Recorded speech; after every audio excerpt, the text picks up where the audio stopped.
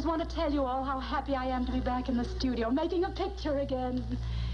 You don't know how much I've missed all of you. And I promise you I'll never desert you again. Because after Salome, we'll make another picture and another picture. You see, this is my life. It always will be. There's nothing else. Just us. And the cameras. And those wonderful people out there in the dark. All right, Mr. DeMille, I'm ready for my close-up.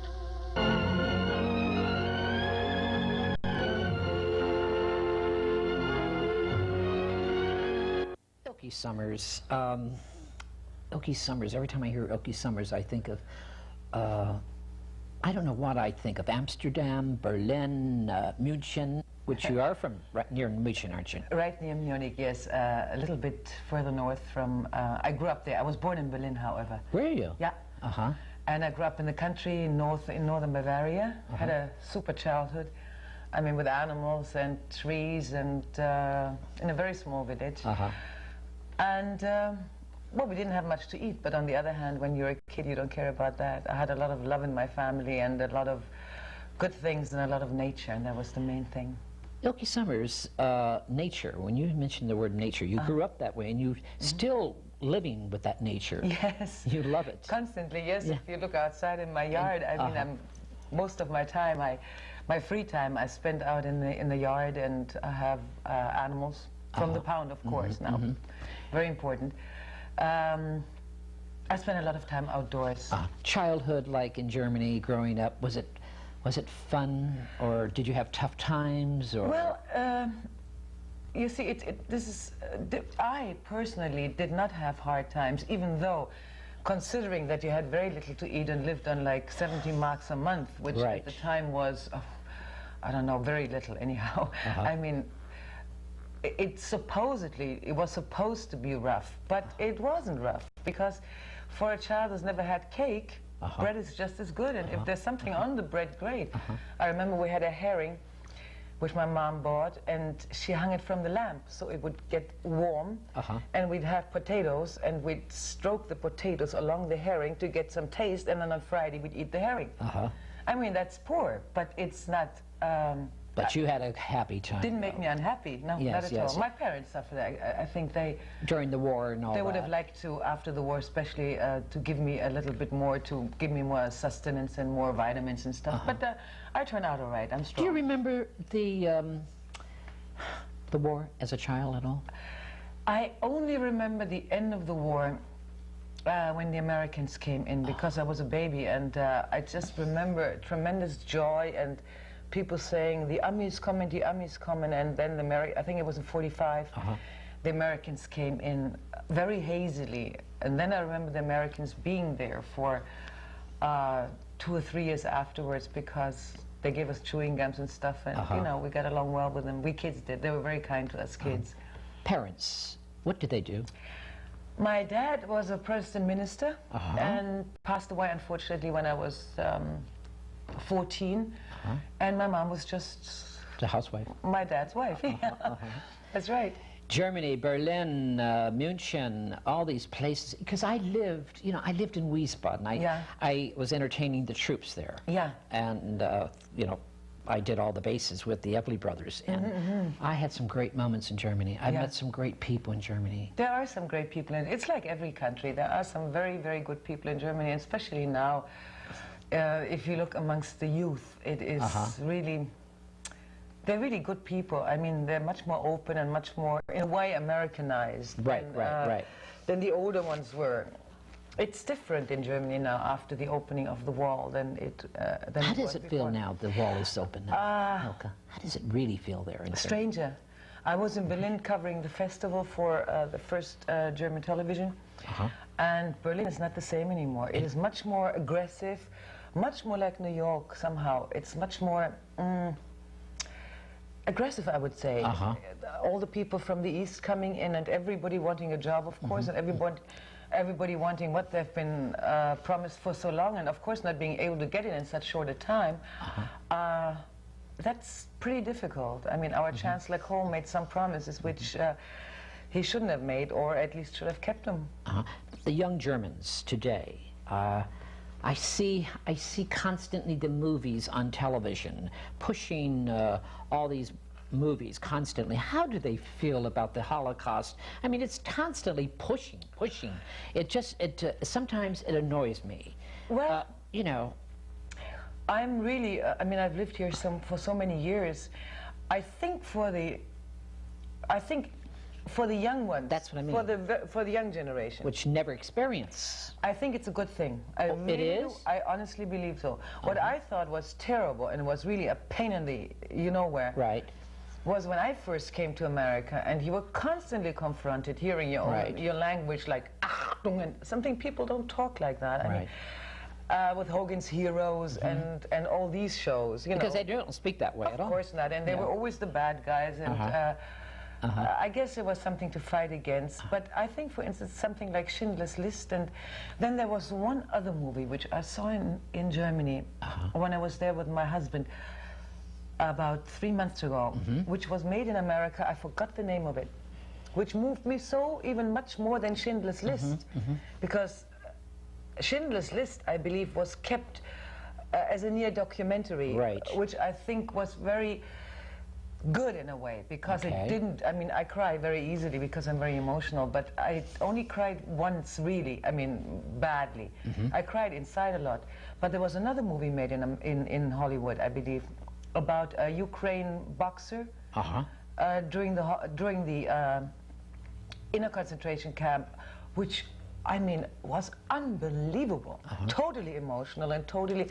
I think it's still a good thing, because I don't like all these right-wing little putzes jumping up in Germany and having. What's going to happen with that, Elke? What do you think is going to happen? It's so isolated, you know, Skippy. It's so isolated that I don't think we have it here in America. Yes, I know, but it's so. I mean, it's like. I think 0.something%, but of course, when they do something, then it is so reminiscent of Nazi times that people get big ears and say, "Hey, we got to watch it," you know. And I'm glad they do. Who encouraged Elke Sommers to get into business? Because you're so beautiful. Were you a model? No. Never.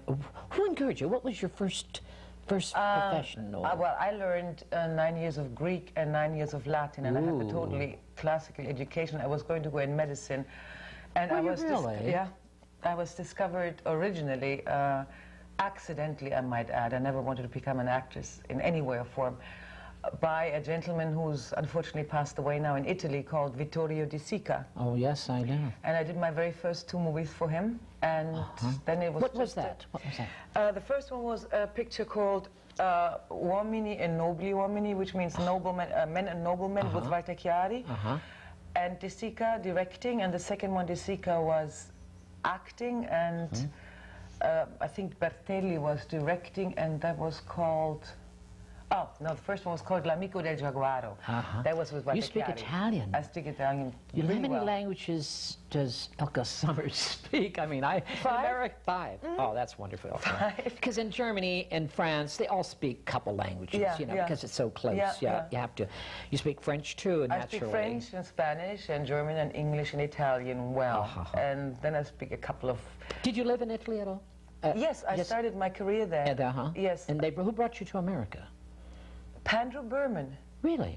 Pandro Berman saw me in a picture which I did in Germany. I first started in Italy, and then I worked in Germany, and then I worked in England, and I did a very good German picture, which I think won the Golden Globe, or was nominated for the Golden Globe. I remember that. Yes, it was wonderful. And Pandro Berman saw it and got the number from, I don't know, somebody, and called me in my home in Germany and asked whether I would like to do a picture with Paul Newman.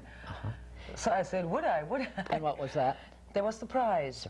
Right. There was the prize. And then... That's when he was a fighter. No. The prize was about the Nobel Prize. Nobel Prize. Oh, that's right. That's with Eddie G. Robinson and... Eddie G. Robinson. Yeah. Was he? What a great actor. Yeah. Working with these 2 great actors at the time when you came back, I mean, from Europe. Yeah. Elke Sommers. What a carp treatment you must have got. A beautiful, exquisite lady. Go ahead, from Germany. Well, no, I I mean, I always worked very hard, you know, Skip. I mean, you don't consider yourself a sex symbol, do you? I never have. I know you haven't, but you are. Well, that's, I mean, I have nothing against it as long as it's not the only thing people say about it. I mean, I've really learned my craft in the years I've been doing it. I've been doing a lot of theater, directing a lot of theater as well, and acting in. I've done a lot of mini-series. I just did a series in Canada last year, which a 13-part series. And as long as it's not the only thing they say about you, you know, it's fine, you know, because it's a shame to kind of, for your acting parts, fight against the way you look. I mean, we all can look terrible, or we all can look good, so it's simply up to what you wear, whether you have makeup on, whether you have, you know, if you play another partner that of a schlumpy housewife, I look like a schlumpy housewife, you know. What did Elke Sommer learn from Edward G. Robinson, this great actor? I mean, he's so great. Patience. Patience? Yeah, he was a very patient man. Was he really? Mike Robeson, who was the director, and Paul Newman, and myself, I had a very good time because I, of course, was in awe, but I was never afraid because I didn't really go after the job. The jobs always came to me because I never intended to be an actress, and I always had my studies to fall back on if it didn't work. It turned out it did work, but... your studies, you can studies, this means your... My medicine. Medicine? Really, Elke Sommers is into...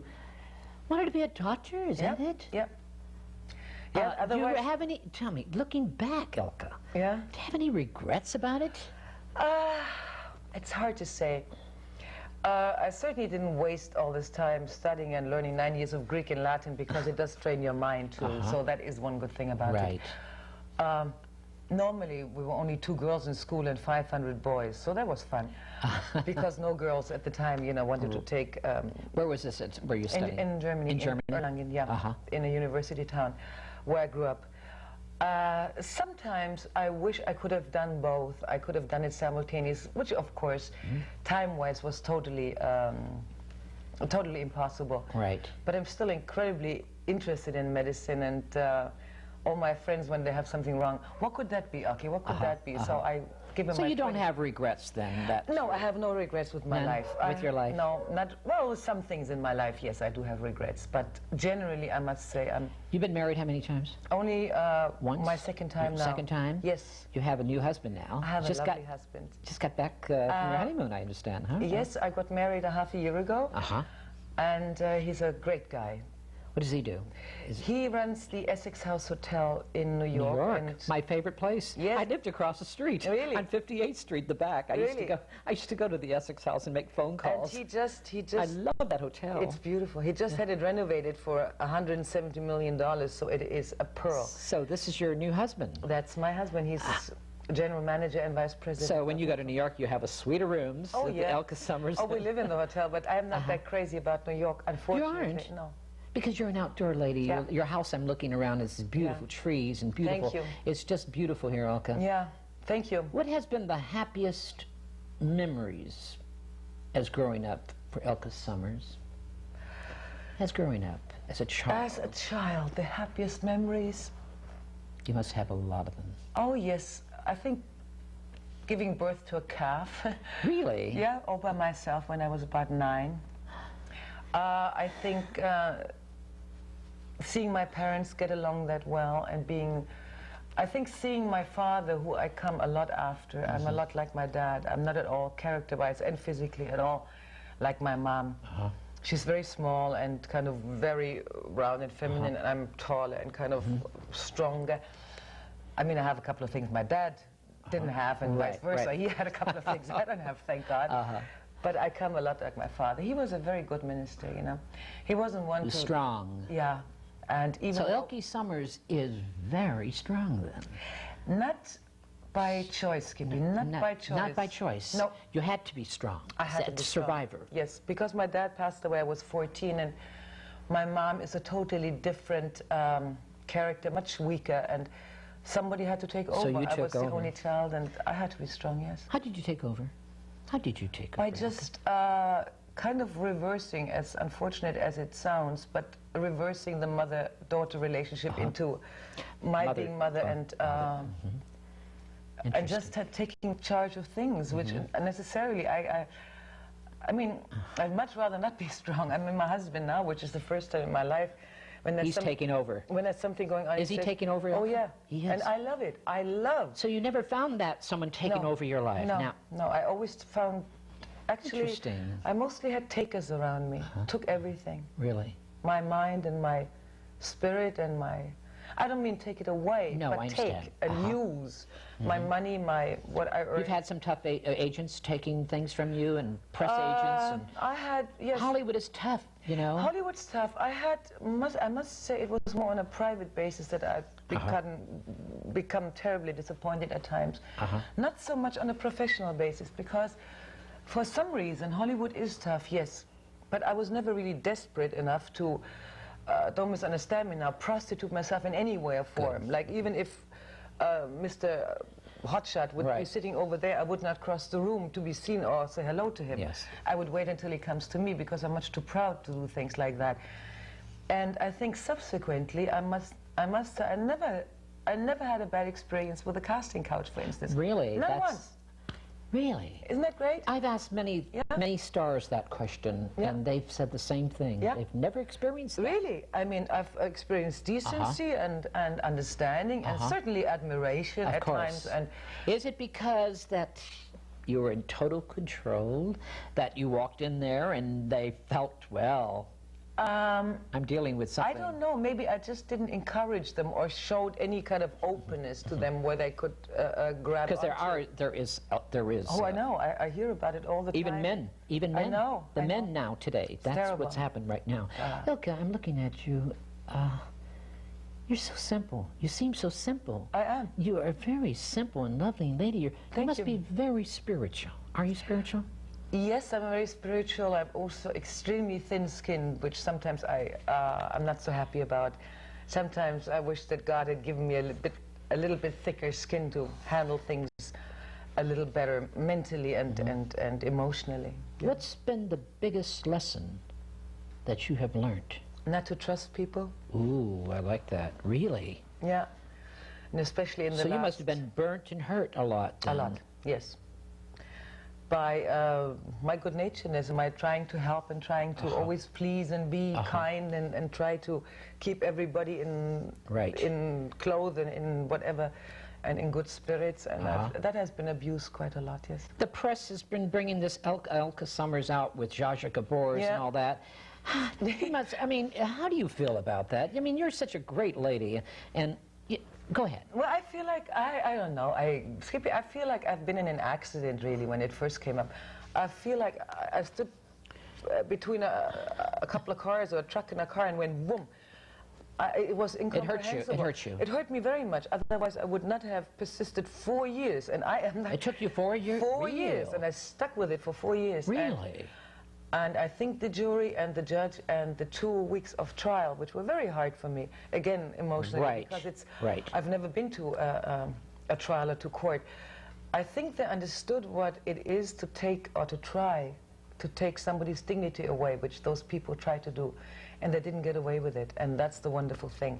That's why I still want to thank my jurors and the judge and all the people in the courthouse. A lot of people take someone's personality for something else. They really don't know that person, and they just take it. Is it? Go ahead. No. Maybe they don't want to know. Maybe it's too difficult. They don't want to search and look. Maybe it's too hard. Maybe it's too bothersome. Maybe it takes too much time. It's much easier to have a preconceived idea about somebody and stick to that. Right. Rather than search a little and find out a little about what are people really like. And obviously these people don't know what they're saying, and they don't even think before they talk. And, well, as I said... What makes you like Hollywood so much, Elke? I know I don't like Hollywood that much. Oh, you don't? I just love living here. You love living? I love the climate? I love the climate. I like my friends here. I like the Americans. I've got a lot of friends which are not in the business, like sports people or writers or painters or you name it. And I like it here. I like the fact that you can, in 20 minutes, you're at the ocean. I like the fact that you What's going to happen in a few years when this whole LA is going to fall into the Pacific Ocean like Nostradamus claims, and it's, you know, everyone's claiming this, and people are moving to Santa Fe, higher up. I know. What do you think about that? I think about that the same way I think about life. I think if I can go out into my garden and see roses or irises opening, which is to me a miracle every time I see it again, and hear the birds and see the squirrel eating my pussy willows, and see the raccoons on the roof. You love that outdoors, don't you? I love that. And if I can live and paint outside and just be myself and walk around just in sneakers on, just with my little tennis skirt on without getting dressed, then I enjoy California. And if it I mean, the trees don't grow into the sky. There's always a drawback. You have to pay for everything. You paint. Yeah. You're an excellent painter. Your paintings are being sold all over the world. I interviewed what's her name? Tyrone Power's ex-wife, or lovely Christina. Yes. I interviewed her. Anyway, she paints. She lives in Rome. You know who I'm talking about. She's a marvelous lady, and I love her. Isn't that awful? But anyway, she paints just like you. She travels the world. You sell your paintings all over the world. I just had my 33rd one-woman show in New York, which was very successful, and for the first time, due to the organizing of my husband, because I'm not that organized. I've got all the artworks I have together for the first time, and they're all in one spot, so I can go now and have shows and have everything. The serograph, the lithographs, and the originals. Monique Van Voren went to one of your shows. Remember Monique? Yes. She loves your painting. She loves Elke Sommers. I told her today, I was interviewing you today, and she told me to say hello to you. Oh, thank you. And she is a darling lady. She's a nice lady, yeah. What is your philosophy in life? Unfortunately, go ahead. Unfortunately, it has changed in the last few years because of the unfortunate things that humanly have happened to me and the incredible interhuman, disappointments that I've experienced. But my philosophy still is, be honest, try to do good, try to like yourself, because only then can you like others. Try to be and behave the way that you respect and like yourself. Because only if you're happy with yourself can you kind of like others or have others like you. And be honest and be simple and God-fearing. You are a simple lady. Yeah. As that word. Complicated but simple. I like that. Simplicity is the main key. Yes, I think everybody is searching for that word, how to be happy. Yeah. And it's very easy. It is easy. It's just the word being simple. Yes.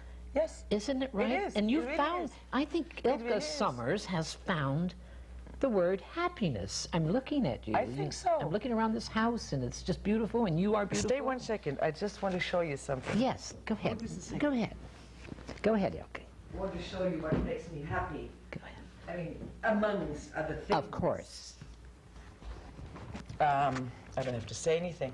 Yeah, but this is me as a bride a half a year ago. Oh, this is Elke. This is Elke Sommers. This is beautiful. This is the church where my dad preached and where we got married. How lovely. Let me just see something. And Isn't that great? This is with a minister in church. Oh, this is great. Okay, where was this in now? In Germany? This was, here, let me just get the mic back on. Here, that's okay, darling. This was in Germany, Elke? Yeah, that was where I grew up. This is your husband. And this is my husband. Oh, that's he's in the beautiful, back of the man. house. Look how nice you look together. What a great couple. Yeah, he's a lovely man. And how did you meet him? I was doing Tamara. Oh, that's right. In New York, and during that time, I stayed at the Essex House Hotel. And I had to find a home for the 5 months I was doing it. How was it fun doing it, Tamara? I saw it here several times. It was different in New York. That was doing a play I did in New York called Tamara, and I had to have a place to live for 5 months, which is the duration of my contract, and I lived at the Essex House, and that's how I met my now husband. He's very good looking, very nice, and he must be very simple like you. He is fantastic. He is bright and Simple. You were saying something about tomorrow. The show was different there or than here. Yes, I saw very different. Well, like what? Well, because the timing was very different. Because it was done in the 7th Regiment Armory on Park Avenue, and alone through the physical makeup of of this enormous rooms and the staircase and everything, there were a couple of great monologues for Tamara, which are not here in LA. I saw you here in LA. Yeah, I saw you were wonderful. A fascinating show. Yes, yes. You were just wonderful. Thank you. Thank you. What's new and exciting? I know you got married. What's new and exciting right now? You're writing a book? No. About your life? No, I wrote a book about my life, but that you did? Yes, that was very premature. Though I think I have to. We have to do something. We have to, and we have to change the ending. It was called Zwischenbilanz in Germany, which means an accounting in between. No, what's nice was that last year I spent nearly the whole year in Canada, in the Rockies, did a series there, a Canadian-German co-production. And now that I've got my domestic things... You must have loved that Canada up there. That's great, I love it. Yeah, I do too. And now that my domestic things are cleared up here with my ex-husband and everything is clear, I have decided to come back and live here for good and stay here. With, of course, occasional trips to New York to see... You have to go see him. Of course. Yeah. But my ex-husband is now living someplace else, and that's fine. So I will come back here and continue to live here. I've got a new agent, a Roger Force APA. Very good. I've got a manager, and I've come back. So you're coming back. Elke Sommers is coming right back. I am back. Yes, you are. Elke, I want to know about living in Germany. People are moving out of LA. They're going to Germany. They're going to France. They're going all over Europe. You don't want that. No. Nope. Strange. And I want to move to Santa Fe. You want to move? That's where I want to move. For an artist like yourself, oh, it's beautiful. You would find it interesting to live. Have you been to Santa Fe? I have been to Santa Fe. It's beautiful. As a painter, you would... I know, it is incredible, but then on the other hand, I can paint anywhere. You can plunk me anywhere. What time of the day does Elke Sommers get up and start painting? Or you get up early? No. No. If I can help it, no. No, me too. When I do a play, for instance, I get up late because I have to work so late, and I eat very late after the show. When I do a movie or TV, I have to get up at 5 o'clock, so I go to bed earlier. But having my druthers, I'd rather get up later and stay up later at night. So I do a lot of work in the... I like to do something physical in the afternoon, like play tennis or walk or garden, and then I sit for about 4 hours a day and paint. And meditate? Do you meditate? No. No? No, yoga? I wish I could. That's what I'm trying to learn. Because I think it would be very good for me, because I'm very impatient and I'm very full of energy, full of nervous energy. What's your sign? Scorpio. What's Scorpio? That's a good sign. Yeah. Yeah, that's a very good... Elke Sommers, I was going to ask you a wonderful question about your life, your lovers, you've had the great actors you've worked with. And who's some of the favorite actors, leading men that you've worked with, that you have enjoyed? Well, I've got to start, I think, with Newman. He's wonderful. Yes. I mean, he's a lovely man. He and his wife, I think, are just great people. Right. Just people. They are simple. I mean, they are simple. Yeah. And that's great. I admire that, and I admire both of them. I certainly must not forget Peter Sellers, who I was totally crazy about as an actor. I think working with him must have been great. I think I learned more from him than you can learn in 5 years. What did he give you, Elke, that he brought to your life? See, you can't learn timing, but you can learn how to use it. You could see how nearly depressed he was of